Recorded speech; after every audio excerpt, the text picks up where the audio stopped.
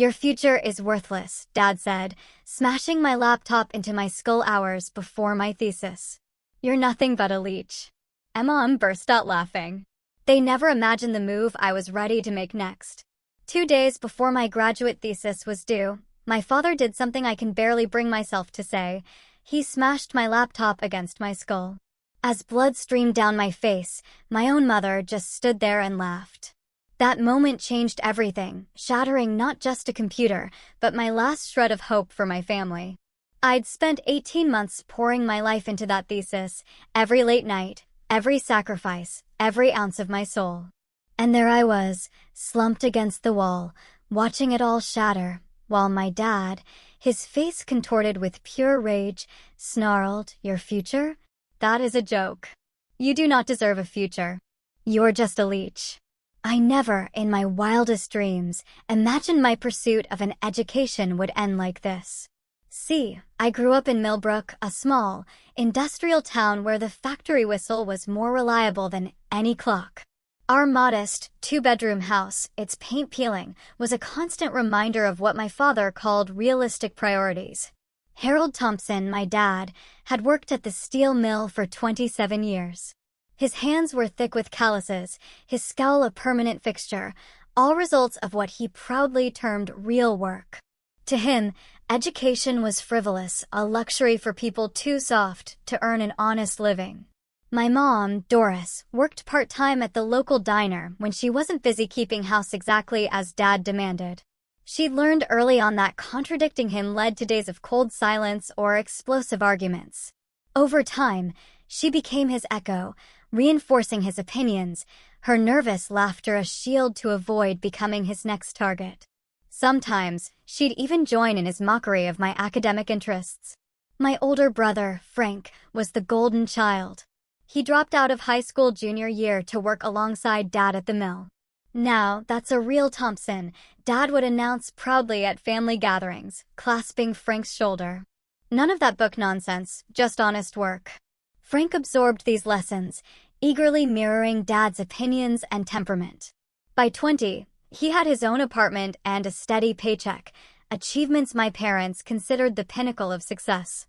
Meanwhile, from a very young age, I loved to learn. Words fascinated me, numbers held secrets I wanted to unravel. I'd lose track of time doing science experiments in our kitchen until Dad would storm in, demanding I stop wasting food on foolishness.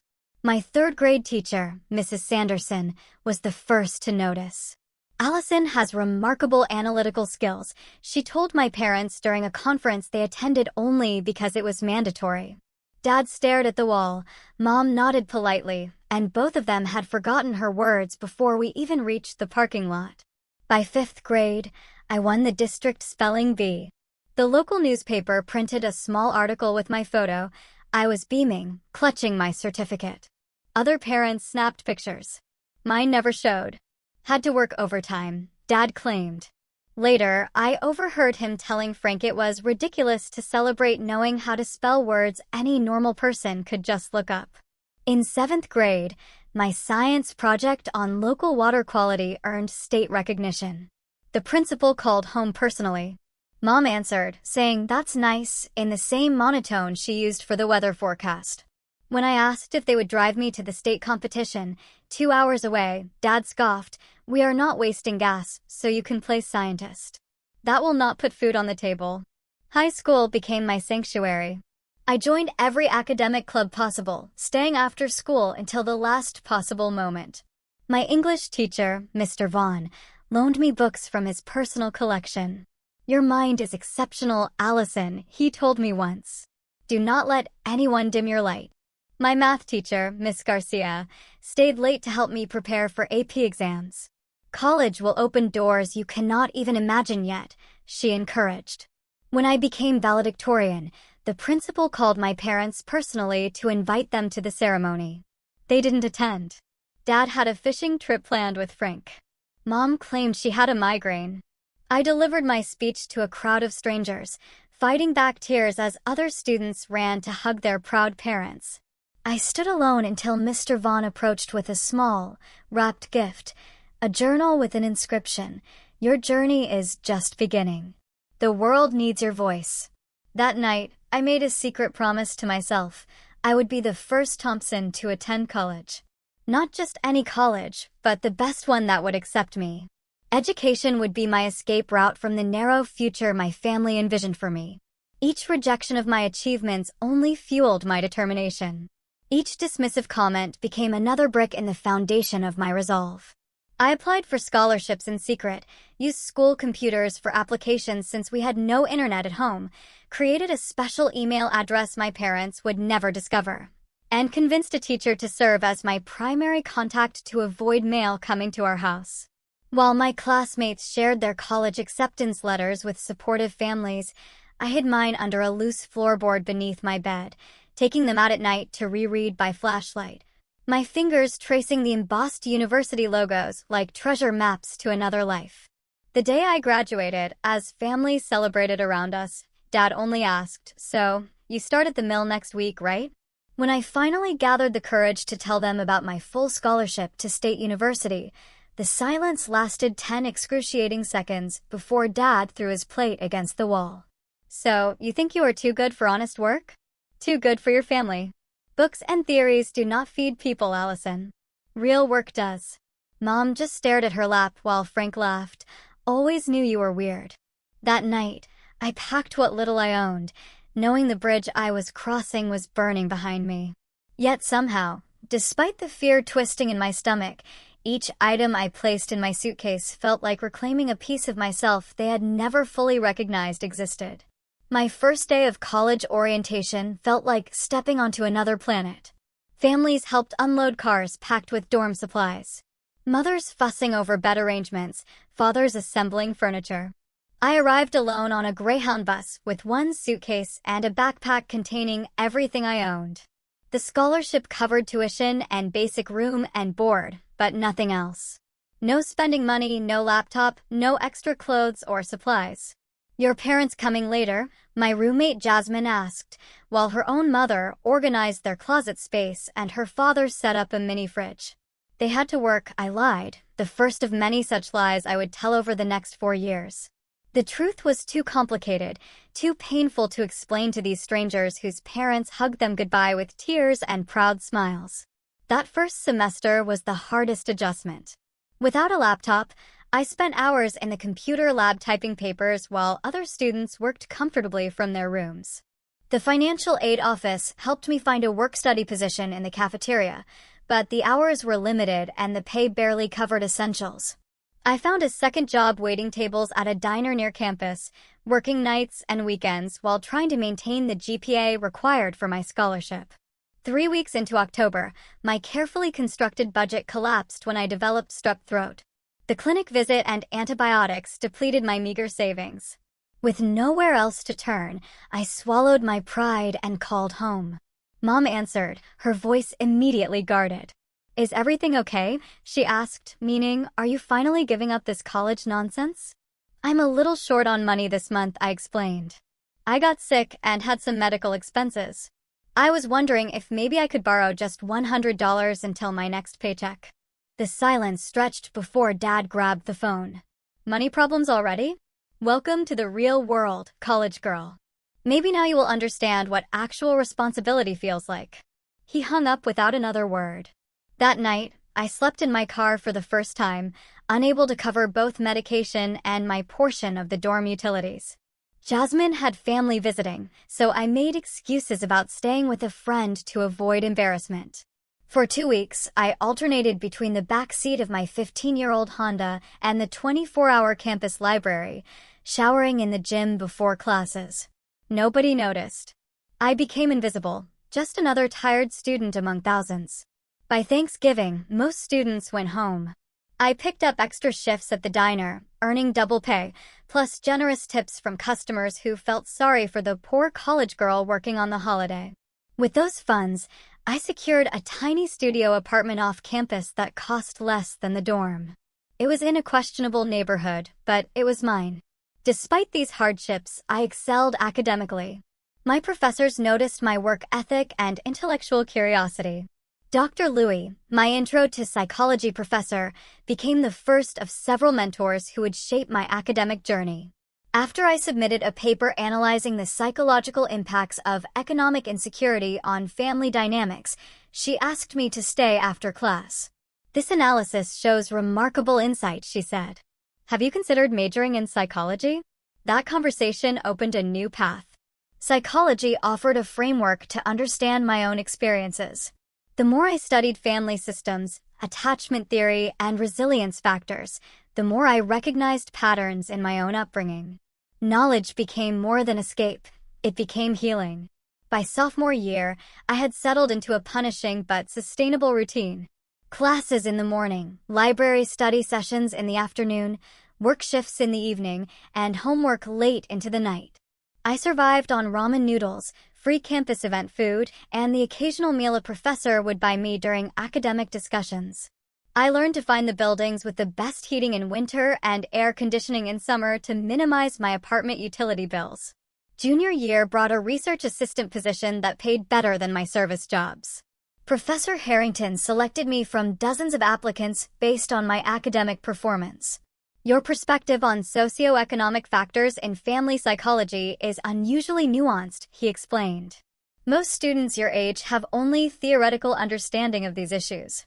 If only he knew how personally I understood them. Each theory I studied illuminated another aspect of my family dynamics. Each research paper I read gave me language for experiences I had previously only felt. By senior year, I had found my academic passion, studying how family environments impact educational achievement and psychological development. The irony was not lost on me that my own family had become my greatest case study.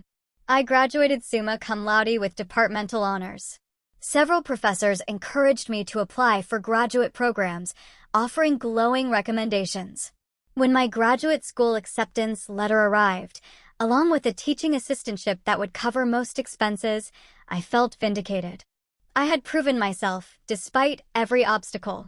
In a moment of optimistic weakness, I called home with the news. Mom answered, sounding older than I remembered. "I got accepted to the graduate program at State," I said, trying to keep the pride from my voice. "Full funding and a teaching position." "Oh," she paused. "So, more school then. When do you plan to get a real job, Allison?" Dad must have been listening on the extension because his voice suddenly cut in. "So, the perpetual student continues to avoid growing up. Some of us have been working real jobs since we were 16, but I guess that is beneath the professor wannabe." I ended the call shortly after, reminding myself why I had limited contact with them to begin with. Yet, some childish part of me had still hoped for approval, for acknowledgement that what I had accomplished was worthwhile. That hope now seemed as naive as expecting water from a stone. With graduate school ahead, I needed affordable housing near campus. The teaching stipend would cover basics, but barely. After calculating costs, I made a difficult decision. I would rent a small apartment in my hometown, 20 minutes from campus. The rent was significantly cheaper than university area housing, and I could manage the commute. I told myself it was purely financial, but perhaps some part of me still yearned for the family connection I had never truly had. Graduate school intensified everything about academic life. The coursework was more demanding, the expectations higher, the competition fiercer. Yet, for the first time, I felt truly in my element. My undergraduate struggles had prepared me for this pressure in ways my more privileged classmates were just beginning to understand. My focus narrowed to family psychology, specifically the impact of parental attitudes toward education on children's academic achievement and self-concept. Each research paper I wrote circled this theme, examining it from different theoretical angles. My professors noted the unusual depth of my analysis. "Most students your age approach these topics theoretically," Dr. Westfield commented on one of my papers. "Your work shows a remarkably nuanced understanding of the lived experience." If only she knew how personal this research was to me. Every statistical correlation I studied reflected moments from my own childhood. Every case study contained echoes of my own story. I was simultaneously the researcher and the subject, though I kept this duality carefully hidden behind academic language and methodological rigor. 3 months into the program, my carefully balanced budget collapsed when my car needed major repairs. The teaching stipend barely covered rent, utilities, and food, with nothing left for emergencies. After exhausting all other options, I reluctantly called my parents. "I need a place to stay for just a month or two while I save for a new car," I explained, hating the vulnerability in my voice. "I can pay some rent, help with chores, and I'll be at the university most days anyway." To my surprise, they agreed with minimal argument. Dad grumbled about coming back with your tail between your legs, but Mom seemed almost pleased at the prospect of having me home. Maybe, I thought naively, time had softened their attitudes. Maybe seeing my dedication would finally earn their respect. The first week went surprisingly well. I set up a small workspace in my old bedroom, now used mainly for storage. I established a routine of leaving early for campus and returning late, minimizing our interaction time. Mom occasionally left plates of food in the refrigerator with my name on them. Dad limited his commentary to occasional muttered remarks about career students, but nothing directly confrontational. This fragile peace allowed me to focus on developing my thesis proposal. The topic had evolved naturally from my previous research: educational resilience in first-generation college students, family dynamics, and psychological coping mechanisms. My thesis committee approved it enthusiastically, noting its potential contributions to understanding barriers to higher education access. Dr. Westfield agreed to serve as my primary advisor, providing crucial guidance and support as I developed my research methodology. The initial research phase went smoothly. I conducted literature reviews, designed survey instruments, and obtained institutional review board approval for human subjects research.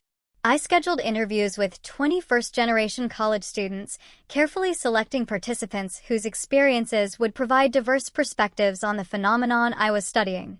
Each interview lasted 2 to 3 hours, yielding rich qualitative data that both validated and complicated my initial hypothesis.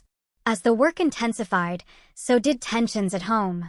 What began as subtle digs escalated into daily commentary on my obsession with schoolwork and questions about when I would join the real world.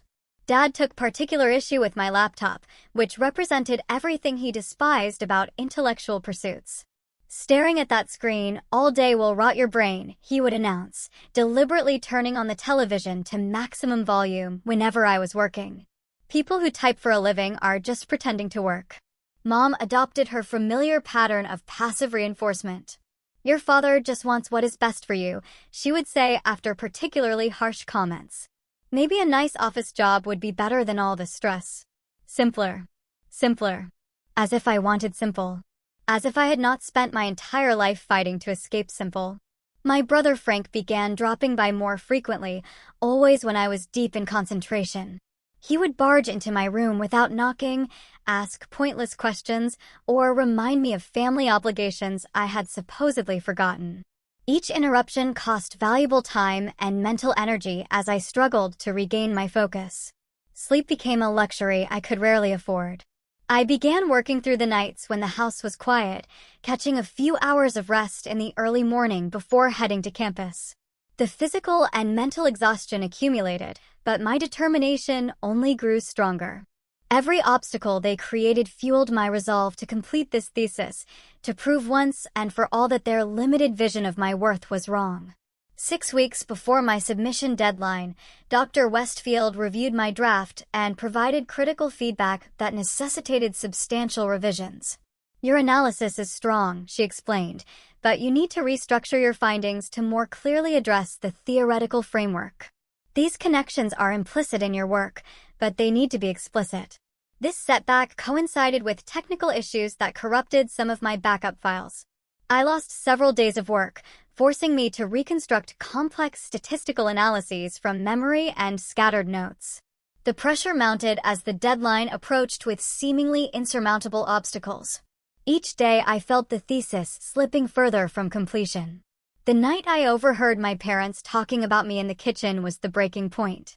I had come downstairs for coffee, desperate to stay awake for another all-night writing session. Their voices drifted from around the corner. "She thinks she is so smart with all those books and big words," Dad was saying. "What good is a fancy degree if you still live with your parents at 24? Frank had his own place at 19. I worry about her, Mom replied, not in defense, but in agreement. All this education and for what? No husband, no children, just papers nobody will ever read. Waste of time and money, Dad concluded. Should have gone to work after high school like a normal person. I retreated silently to my room, their words burning like acid in my chest. With renewed determination, I worked 20 hours straight, fueled by coffee and rage. By the time dawn broke, I had reconstructed the lost analysis and implemented most of Dr. Westfield's suggested revisions. My thesis was 90% complete, with 48 hours remaining until submission. That morning, Dad escalated his interference, barging into my room every 30 minutes with trivial demands or comments. Each interruption scattered my thoughts like startled birds that took increasingly longer to return. Mom contributed by insisting I take breaks to eat meals I did not want or help with household tasks that suddenly could not wait. Your thesis will still be there tomorrow, she said dismissively when I explained the deadline. Family comes first. The final 24 hours became a battle of wills. I had retreated to the dining room table, the only space with adequate room for my reference materials. Dad deliberately turned on the television in the adjacent living room, switching to a sports channel at maximum volume. When I asked him to lower it, he launched into a tirade about ungrateful children and his house, his rules. I worked through the night, completing the final revisions as sunlight began filtering through the curtains. Just formatting and one last proofread remained. The submission deadline was noon. I was exhausted, but triumphant, knowing I had overcome every obstacle they had placed in my path. The thesis was good, not just adequate, but genuinely insightful work that made meaningful contributions to my field. For the first time in weeks, I allowed myself to feel a glimmer of pride. That was when Dad entered the dining room, coffee mug in hand, and everything changed forever. The morning of my thesis submission day dawned with a deceptive calm. Birds chirped outside my window as sunlight filtered through the cheap blinds. I had been awake for nearly 36 hours straight, sustained by black coffee and sheer determination. My eyes burned from staring at the screen, but a sense of accomplishment overshadowed the exhaustion. Just a few more hours and 18 months of work would culminate in my thesis submission. The house was quiet as I tiptoed to the kitchen for my 5th coffee refill. The digital clock on the microwave showed 7:30 a.m., less than 5 hours until the noon deadline. I just needed to complete the final proofread, format the references according to academic standards, and prepare the submission package. Barring disaster, I would finish with time to spare. I had set up my workspace on the dining room table the previous evening after Dad commandeered the living room for a basketball game at full volume. My references and notes were spread in careful piles, each representing sections of my thesis. My laptop, an aging model I had purchased secondhand with my teaching stipend, hummed steadily as it processed the large document. The first sign of trouble came at 7:30 a.m. when Dad emerged from the bedroom. Normally, he didn't wake until after 8 on his days off. His early appearance immediately set off warning bells in my mind. He stood in the kitchen doorway, observing my work setup with narrowed eyes. "Still playing student, I see," he commented, his voice carrying that familiar tone of dismissal. "Normal people are heading to work right about now." I bit back the retort that formed instantly in my mind. Asterisk, just a few more hours. Don't engage. Don't give him an excuse. Asterisk, good morning, Dad, I said instead, keeping my voice neutral. I'll be done soon. My submission is due at noon. He grunted, moving to the coffee maker. Submission. Fancy word for homework. When I was your age, I was already supporting a family. The familiar comparison hung in the air. I had heard some version of this statement hundreds of times throughout my life. Today, it barely registered as I continued reviewing my methodology section. Mom appeared next, her hair still in curlers. She surveyed the dining room table with pursed lips. "All these papers everywhere," she commented. "We need to set the table for breakfast." "I just need a few more hours," I explained, trying to keep the desperation from my voice. "This is due today. It's the culmination of 2 years of work." "Work." Dad scoffed from the kitchen. "Typing is not work. Try carrying steel beams in 100-degree heat. That is work." Mom placed her hand on my shoulder in what might have appeared supportive to an outside observer, but I recognized the subtle pressure in her fingers. Surely you can take a short break for family breakfast. We hardly see you anymore. The irony of this statement was not lost on me. For weeks, they had complained about my presence, about my laptop, about my papers cluttering their space. Now, suddenly, family togetherness was a priority precisely when my deadline loomed largest. I really cannot stop right now, I said firmly. The formatting is extremely precise, and I need to concentrate. Dad appeared in the doorway, coffee mug gripped tightly. Your mother asked you to clear the table for breakfast. It was not a request. The dangerous edge in his voice was one I recognized from childhood. A tone that preceded punishments and explosive anger. Still, I could not yield. Not today. Not with everything at stake. I'll eat later, I offered as a compromise. You and Mom can use the kitchen counter. I just need to finish this. His face darkened. Ungrateful. That is what education does. Makes kids think they are too good for family meals. Too important to follow house rules. Mom interjected with her usual peacekeeping attempt. Harold, let her finish her school project. She can join us after, but her words lacked conviction, and we all knew it. Dad slammed his mug down, coffee sloshing over the rim. Project. She is 24 years old playing with school projects while real adults work for a living. I tried to tune out his voice, focusing intently on my screen. Asterisk, just keep working. Don't engage. Asterisk, every minute of distraction was a minute lost, and the deadline was immovable. At 9:30, Frank arrived unannounced. His visits had become suspiciously frequent during my thesis completion phase, always timed to periods of intense concentration. He burst through the front door without knocking, his booming voice shattering my focus. Family breakfast, Mom. Told me you were cooking, Dad, he announced, dropping his keys loudly on the counter. He peered over my shoulder at my laptop. Still writing that paper? Thought you'd be done by now. Thesis, I corrected automatically. And yes, I am finishing it today. Frank laughed. Thesis, paper, homework, whatever. Same thing, right? Hey, did I tell you guys I got that promotion at the mill? Supervisor. Now, full benefits, pension, the works. Dad beamed with the pride he had never once directed toward my achievements. That's my boy. Real work, real rewards. None of this degree nonsense that never ends. The contrast was so stark, so painful that I had to physically restrain myself from reacting. I took a deep breath and returned to my citations, determined to maintain focus despite their deliberate provocations. The next 2 hours passed in a blur of passive-aggressive comments, deliberate noises, and thinly veiled hostility. Mom repeatedly entered the dining room to dust surfaces that didn't need dusting. Dad increased the television volume every 15 minutes until it reached absurd levels. Frank engaged in loud phone conversations directly behind my chair. By 11:30, my nerves were frayed to breaking point, but triumph was within reach. The thesis was formatted correctly. Citations verified, abstract polished. All that remained was the final save and submission through the university portal. I was actually going to make it, despite everything. That was when the internet connection failed. I stared at the error message in disbelief. No connection available. I checked my phone. No service there either.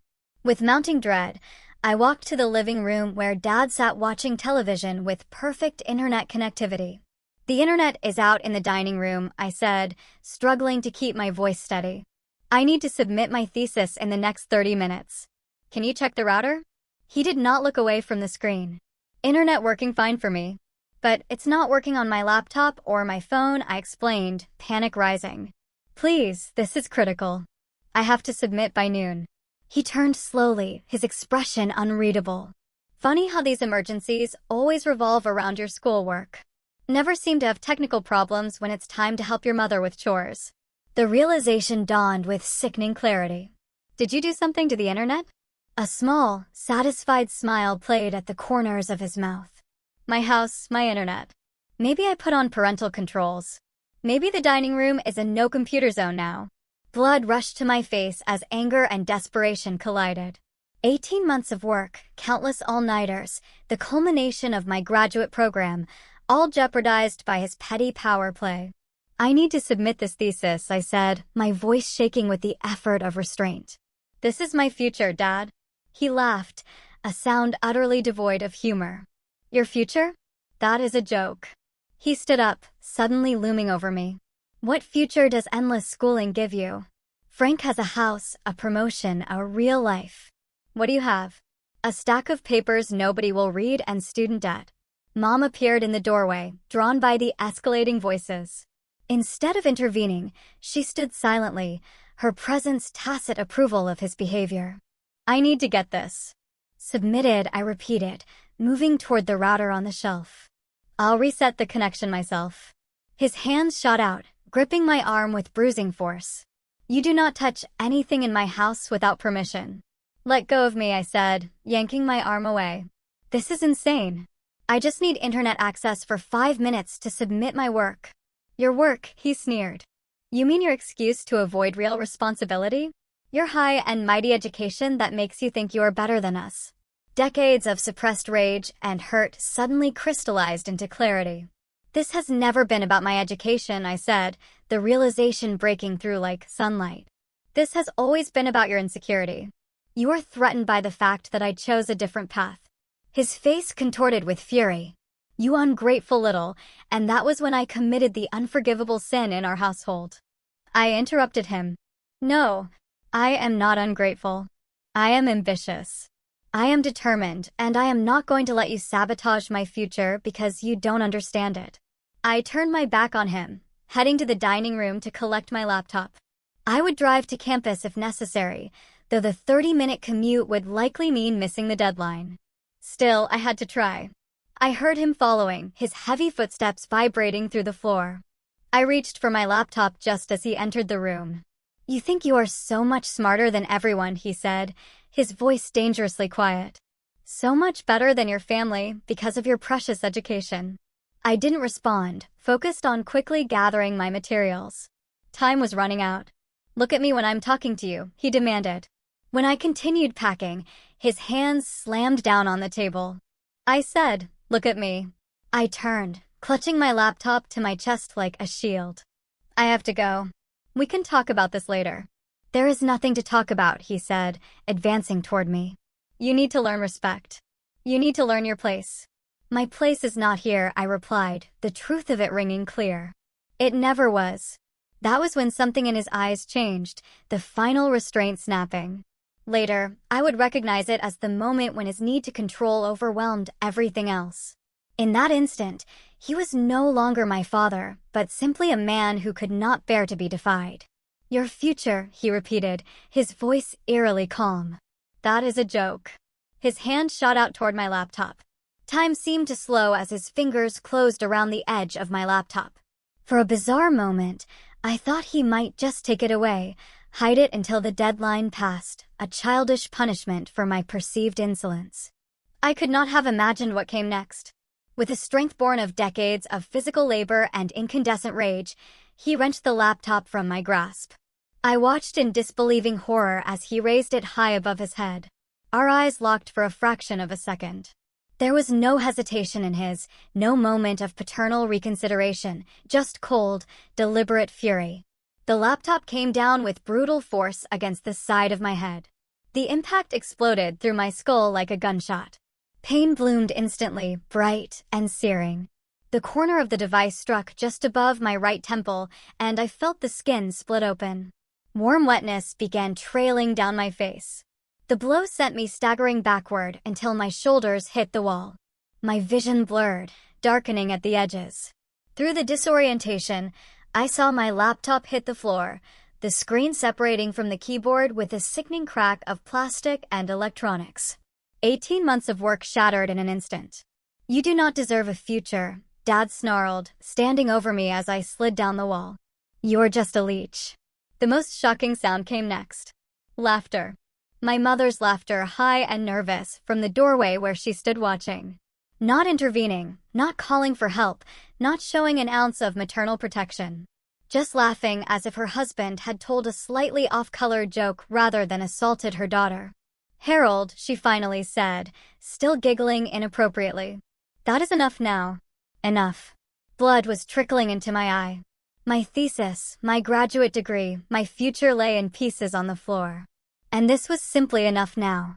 Dad stood over me, chest heaving, as if surprised by his own actions, but not remotely regretful. "Clean yourself up," he muttered finally. "And clean up this mess, too." He turned and walked away, Mom following him like a shadow. I heard them in the kitchen, the casual domestic sounds of coffee being poured, refrigerator opening and closing, as if nothing extraordinary had happened, as if he had not just crossed a line that could never be uncrossed. I remained on the floor for several minutes, stunned into immobility. The pain in my head pulsed with each heartbeat. When I finally touched my temple, my fingers came away red with blood. The cut was deep enough that I would likely need stitches. More immediately concerning was the nausea and dizziness that suggested a possible concussion. With trembling hands, I gathered the broken pieces of my laptop. The screen hung by a single wire from the keyboard. The case was cracked, fragments of plastic scattered across the floor. I tried pressing the power button, but there was no response. Not even a flicker of life. The machine that contained my entire academic career was dead. My thesis, the deadline, panic shot through me, temporarily overriding the physical pain. I needed to retrieve my data somehow. There had to be a way. I stumbled to the bathroom, needing to assess the damage to my head before anything else. The mirror revealed a gash about an inch long above my right temple, still bleeding freely. My eye was already beginning to swell, and tomorrow would showcase an impressive bruise. I pressed a clean washcloth against the wound, applying pressure to slow the bleeding. Concussion symptoms were setting in stronger now. The bathroom light seemed painfully bright, and when I moved my head too quickly, the room spun alarmingly. I knew I should probably go to an emergency room, but the thesis deadline loomed larger than my physical well-being. Noon. It was already past 11 o'clock. Less than an hour remained. I returned to the dining room, washcloth still pressed to my head. Frank had appeared at some point and was sitting at the table, scrolling through his phone with casual indifference. "Dad really got you good," he remarked without looking up. Should have known better than to talk back. The casualness with which he acknowledged the assault without condemning it was perhaps more chilling than the attack itself. This was normal to them. This was acceptable. "I need to get my thesis files off this laptop," I said, ignoring his comment. "Do you have a computer I can use? I have to submit by noon." He laughed, "Still worried about homework after Dad just knocked you into next week? Your priorities are messed up, sis." "Please," I said, hating the pleading in my voice, but desperate enough to beg. "This is my graduate thesis, everything I have worked for. I just need to access the files." He finally looked up, shrugging. "Sorry. Left my laptop at home. Besides, that thing is toast. No way you're getting anything off it." I knew he was right. The damage was catastrophic. Still, I had to try. With shaking hands, I gathered the broken pieces in my bag. Blood continued seeping through the washcloth, but I had no time to deal with it properly. I needed to leave. Mom appeared in the doorway as I was preparing to go. "Where do you think you are going?" she asked, as if I were a teenager breaking curfew rather than an injured adult. "To the hospital and then to campus," I replied, not looking at her. I couldn't bear to see the woman who had laughed while I bled. "Your father is still upset," she said, her voice lowered. "Maybe you should wait until he calms down. Apologize for provoking him." The absurdity of her suggestion struck me like a second blow. Apologize for what? For pursuing education? For expecting basic human respect? For having my skull split open by my own father? "I am not apologizing," I said, my voice steady despite everything. "And I am not staying here another minute." "Don't be dramatic, Allison," she sighed. "It was just a little argument that got out of hand. Family disagreements happen." "This was not a disagreement, Mom. This was assault." Her face hardened. "Now you are just being ridiculous. Your father would never, he just did." I gestured to my bleeding head. "Look at me. Look at what he did." She glanced at my injury with clinical detachment. "You probably need a few stitches. I can drive you to the urgent care after lunch." "After lunch?" As if we were discussing a minor inconvenience rather than a traumatic attack, As if my thesis deadline and potentially my entire academic future were not evaporating with each passing minute. I am leaving, I repeated, gathering my belongings. And I am not coming back. Dad's voice boomed from the living room. If you walk out that door, do not bother coming back. Ungrateful children do not get second chances in this house. Mom gave me a look that somehow managed to be both pleading and accusatory. See what you have started? Just apologize, and this will all blow over. In that moment, I saw with perfect clarity the dynamic that had shaped my entire life, the enabler and the aggressor working in seamless tandem to maintain a system of control through fear and manipulation. I had been trying to escape it since childhood, but some lingering hope for parental love had kept me tethered to their toxic orbit. No more. Goodbye, Mom, I said quietly, moving past her toward the door. You will regret this, she called after me. When your fancy education leaves you alone with no family, you will regret choosing books over blood. I didn't respond. There was nothing left to say. With my broken laptop clutched against my chest and blood still trickling down my face, I walked out the front door into the blinding sunlight of a future suddenly unmoored from everything I had worked toward. The dizziness hit me hard as soon as I reached my car. Concussion symptoms were intensifying, making it difficult to focus. I sat behind the wheel, trying to organize my thoughts through the pain and disorientation, the thesis deadline, the head wound, the shattered laptop. Everything was falling apart simultaneously. I checked my phone. 11:40, no time to get to campus before the noon deadline. No way to recover my files from the destroyed computer. No option to request an extension without documentation of the emergency. The culmination of my graduate work was slipping away while blood continued seeping through the washcloth pressed to my temple. For perhaps the first time in my life, I had no plan, no backup strategy, no clear path forward. I started the car anyway, pulling away from the house where I had endured 2 decades of systematic undermining and emotional abuse, culminating in this final, unforgivable act of violence. I had no destination in mind as I drove away, only the certainty that I could never return. Whatever came next, I would face it without the weight of their toxic expectations dragging me down. Blood might be thicker than water, but it was never meant to be spilled by the people who claim to love you. I drove aimlessly for 20 minutes, my thoughts scattered by pain and shock. Blood had soaked through the washcloth, and the throbbing in my head intensified with each passing minute. Eventually, I pulled into Riverside Park, an empty public space on a weekday morning. I parked under a shady oak tree and finally allowed myself to feel the full weight of what had happened.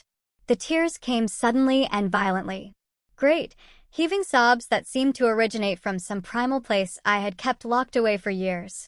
I cried for the little girl whose achievements were systematically dismissed. For the teenager who hid college acceptance letters like contraband. For the graduate student whose own father destroyed her work out of spite and insecurity.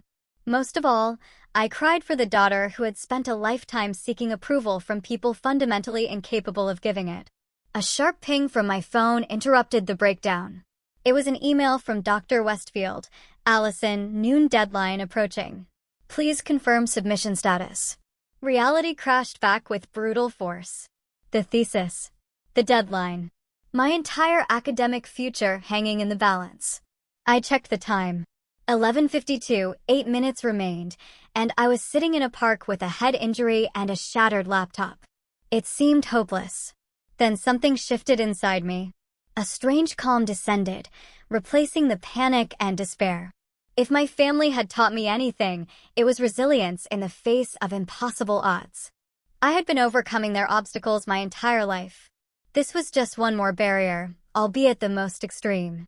First things first, I found a clean tissue in my glove compartment and pressed it to my still bleeding temple. Then I typed a quick reply to Dr. Westfield, emergency situation. Heading to campus now. Please advise about late submission protocol. The response came almost immediately. What kind of emergency? Are you all right? I hesitated, then decided complete honesty was the only option. Physical injury requiring medical attention. Laptop destroyed. Cannot access thesis files. Will explain in person. I started the car and headed toward campus, driving slowly to accommodate my dizziness. My phone pinged again. Dr. Westfield had replied, "Go to University Health Services immediately. I will meet you there. Do not worry about the thesis right now." Her concern, so different from my family's reaction, brought fresh tears to my eyes. I followed her instructions, navigating carefully to the University Health Center. By the time I arrived, blood had soaked through the tissue and was trickling down my face again. The receptionist took one look at me and immediately ushered me into an examination room. The nurse who attended to me, a middle-aged woman named Linda with kind eyes and efficient hands, cleaned the wound while asking gentle questions about what happened. I found myself telling her the unvarnished truth. My father smashed my laptop against my head when I tried to submit my thesis, I said, the words sounding surreal even as I spoke them. Her hands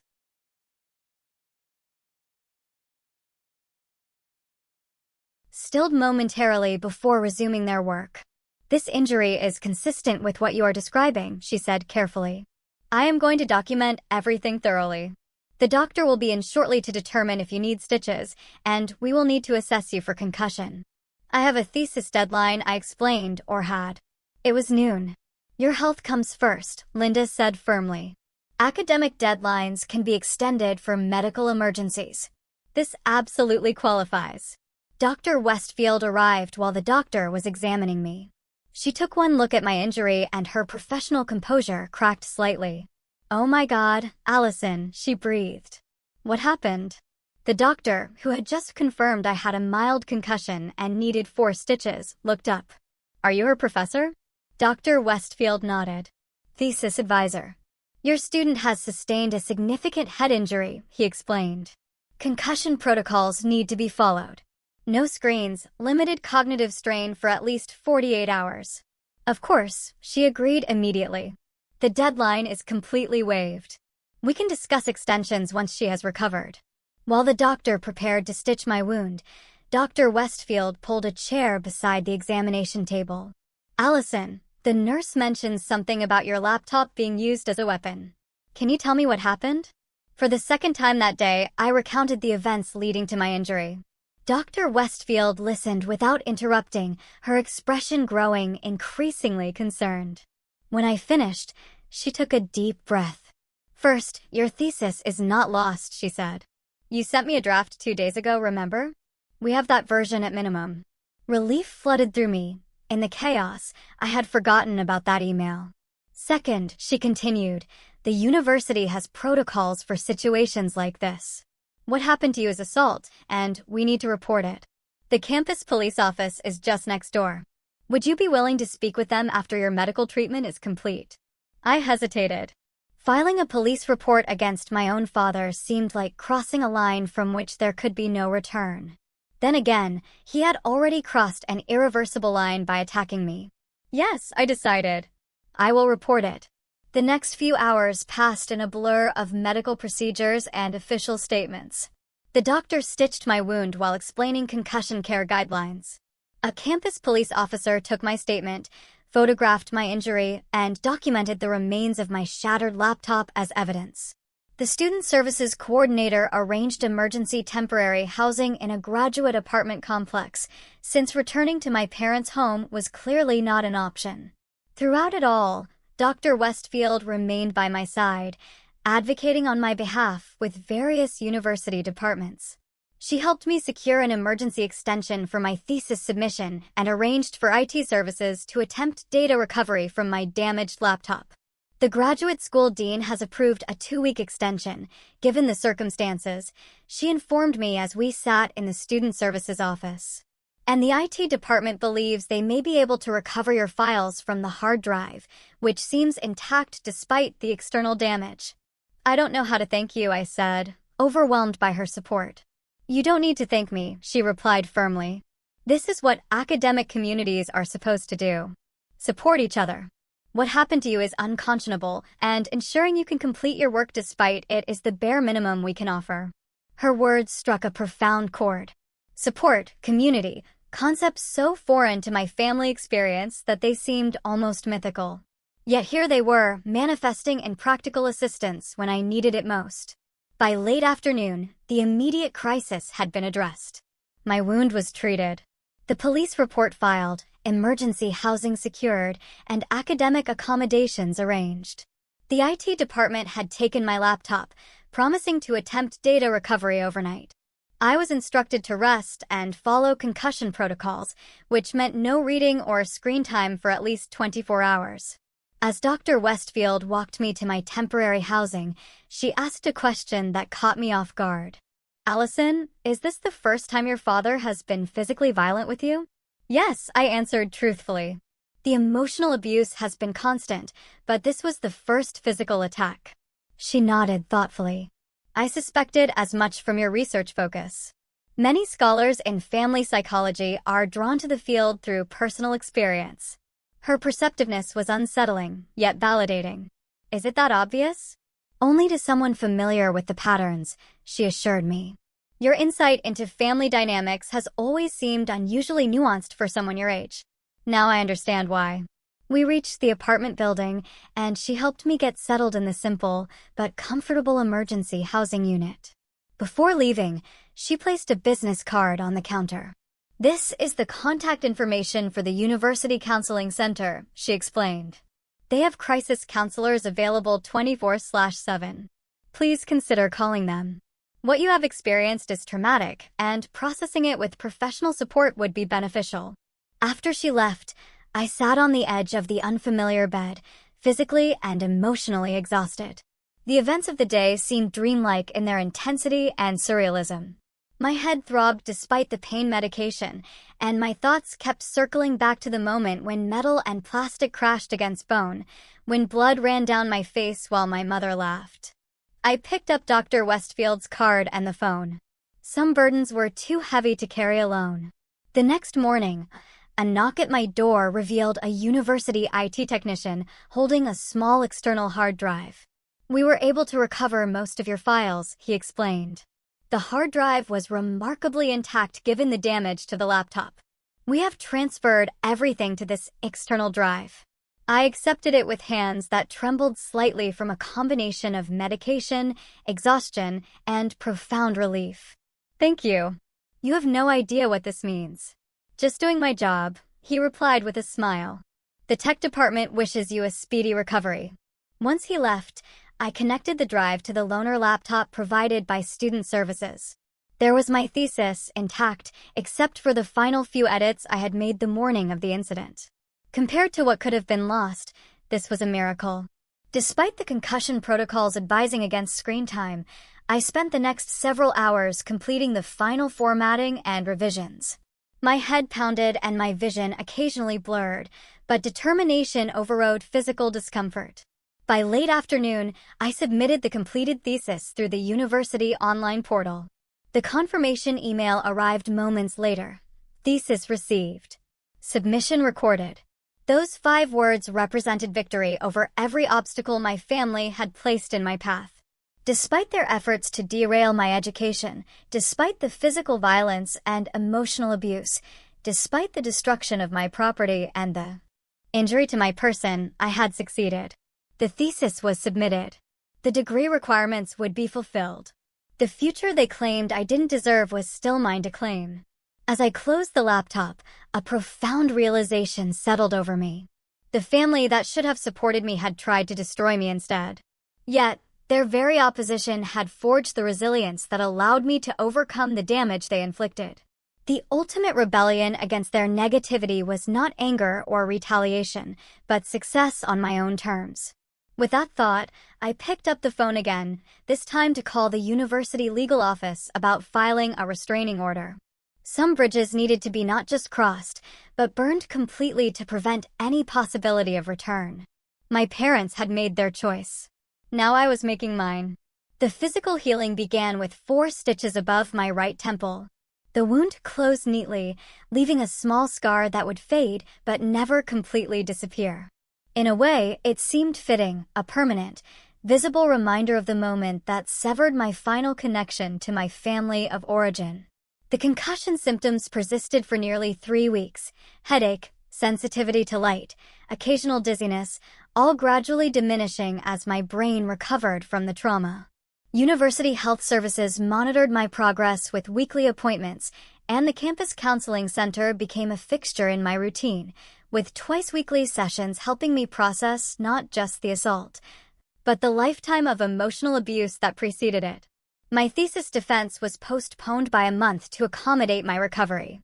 When the day finally arrived, I stood before my committee with a confidence born of surviving the worst and continuing anyway. The questions were challenging but fair. My responses clear and well-reasoned. At the conclusion, Dr. Westfield announced what I had scarcely dared to hope for: highest honors. Unanimous decision. Those words echoed in my mind as I walked across campus afterward. Highest honors, after everything I had not just succeeded, but excelled. The validation was sweet, but more important was the internal knowledge that I had persevered against extraordinary obstacles. No external recognition could match the strength I had discovered within myself. The restraining order against my parents was granted without contest. They did not appear at the hearing, sending instead a brief statement through their lawyer claiming I had always been prone to exaggeration and attention-seeking behavior. The judge reviewed the medical records, police report, and photographs of my injury before declaring their response, concerning in its dismissiveness of documented assault. The order was approved for the maximum duration, with provisions for extension if necessary. As spring turned to summer, unexpected news arrived from the university. The department had an opening for a research assistant position that came with a modest stipend and campus housing for the upcoming academic year. Dr. Westfield had recommended me. Your thesis has attracted attention from several faculty members, she explained when I met with her to discuss the opportunity.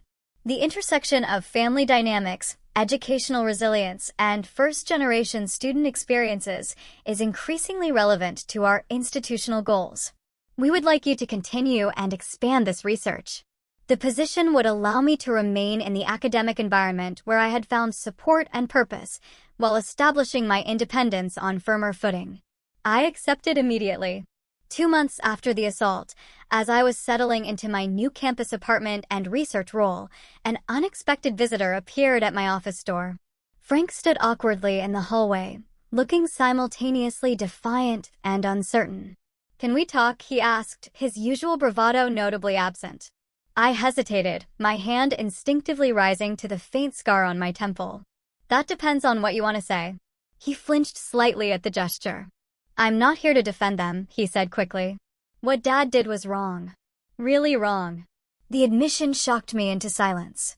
Frank had always been our father's echo, reinforcing every criticism, amplifying every dismissal of my choices. "Mom and Dad told everyone you fell and hit your head on the table," he continued. "But I saw the broken laptop. I know what really happened. And you're just now acknowledging this? 2 months later." He looked down. "I should have said something that day. Should have stopped him, or helped you afterward. I know that."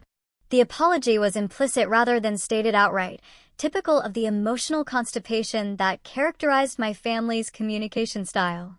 Still, it represented a significant departure from our previous dynamic. "Why are you here, Frank?" I asked directly. "I got you something," he said, reaching into his jacket pocket. He produced a small box which he placed on my desk. To replace what was broken. Inside was a new laptop, significantly nicer than the second-hand model that had been destroyed. The gesture was simultaneously touching and insufficient, a material solution to a problem that ran bone deep. "Thank you," I said carefully. "But a laptop doesn't fix what happened." "I know," he admitted. "Nothing really fixes it. Dad crossed a line that day. Mom too, with her reaction." He paused, seeming to struggle with his next words. "I've been thinking a lot about how they treated you compared to me. How they always made your achievements seem worthless while praising me for basic stuff. It wasn't fair." Coming from Frank, this acknowledgement was seismic. He had benefited his entire life from the uneven distribution of parental approval. Recognizing it required a level of self-reflection I had not thought him capable of. "No, it was not fair," I agreed. "But it shaped who I am, for better or worse." "Mostly better, it looks," he said, glancing around my university office with what seemed like genuine admiration. "You made it despite them." Maybe even because of them in some weird way. His insight surprised me. Perhaps he was more perceptive than I'd given him credit for. "Will you keep in touch?" he asked as he prepared to leave. "Not with them, just with me. I'd like to know how you're doing." I considered the request carefully. Frank had been complicit in the family dynamic that culminated in violence, but he was also a product of that environment, shaped by the same forces that had nearly broken me. "We can try," I offered slowly. It was a small opening, but significant. The ability to selectively reconstruct family connections on my own terms was a form of power I had never possessed before. As my research position evolved into a more permanent role, I began incorporating my personal experiences into outreach programs for first-generation college students from challenging family backgrounds.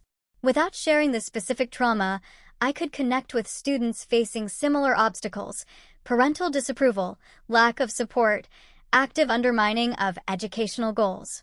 Family resistance to your education often says more about their insecurities than your choices. I would tell these students, your pursuit of knowledge threatens the status quo, challenges their worldview, and sometimes highlights opportunities they never had or choices they regret not making. This framework helped many students depersonalize the opposition they faced, to see it as a systemic issue rather than a personal failure. The ability to transform my painful experiences into support for others became the most unexpected gift of my journey. 1 year after the assault, I received an invitation to present my research at a national conference on educational equity. Standing at the podium before hundreds of educators and researchers, I felt a profound sense of vindication. The path that my father had literally tried to beat me away from had led to professional recognition, meaningful work, and a community that valued precisely what my family had dismissed. Educational resilience is not just about academic persistence despite socioeconomic barriers, I explained during my presentation. It is also about maintaining self-belief when the people who should be your strongest supporters become your most significant obstacles. For many first-generation students, the greatest achievement is not the degree itself, but the psychological strength required to pursue it in the face of active discouragement from those whose approval they most desire. The standing ovation that followed was gratifying, but the real reward came during the networking session afterward, when student after student approached to share how my framework had helped them understand their own family dynamics. I had transformed personal trauma into professional insight that benefited others. There could be no more complete victory over the narrative my parents had tried to impose. As for my parents themselves, the distance I maintained proved to be the healthiest choice. Occasional updates from Frank indicated they remained unchanged, still minimizing the assault as a misunderstanding and portraying themselves as victims of an ungrateful daughter. Their inability to acknowledge the reality of what happened only confirmed the wisdom of my decision to remain apart from them. The greatest insight came gradually through both professional study and personal reflection. Their treatment of me had never truly been about me at all. My father's rage, my mother's enabling, my brother's initial complicity, all stemmed from their own limitations, fears, and unfulfilled potentials. Understanding this did not excuse their behavior, but it liberated me from the weight of wondering what I could have done differently to earn their approval. Nothing. The answer was nothing. Because their disapproval was never about my choices or achievements. It was about what those achievements reflected back to them, about their own lives. My success became a mirror they could not bear to look into. So they tried to shatter it instead. In breaking away, I found the freedom to define family on my own terms. The colleagues who supported me through crisis. The students who shared their similar journeys. The mentors who recognized my potential when my parents could not. These people became my chosen family. Connected not by blood, but by mutual respect, shared values, and genuine care for each other's well-being. 2 years after the laptop incident, I stood in my new apartment, hanging the framed copy of my graduate degree on the wall. The small scar on my temple had faded to a thin silver line, visible only if you knew exactly where to look. Like so many aspects of that day, it had diminished but not disappeared, integrated into who I had become rather than defining me. My phone chimed with a message from Dr. Westfield. Curriculum Committee approved your proposed course on family dynamics and educational resilience for next semester. Congratulations, Professor Thompson. I smiled at the title. Professor Thompson, the future my father had claimed I didn't deserve was now undeniably mine. Not despite his cruelty, but because of how it had forged me. Every obstacle they placed in my path had ultimately strengthened my resolve. Every dismissal had deepened my determination. The most profound lesson of my journey was not about family trauma or academic resilience, though these were significant. The deeper truth was about the human capacity to transform pain into purpose, to alchemize the lead of rejection into the gold of self-actualization. We cannot control the families we are born into, but we can choose the people we become and the families we create for ourselves. Have you ever had to overcome opposition from people who should have supported you? How did you find the strength to pursue your dreams despite their discouragement? Thank you for listening.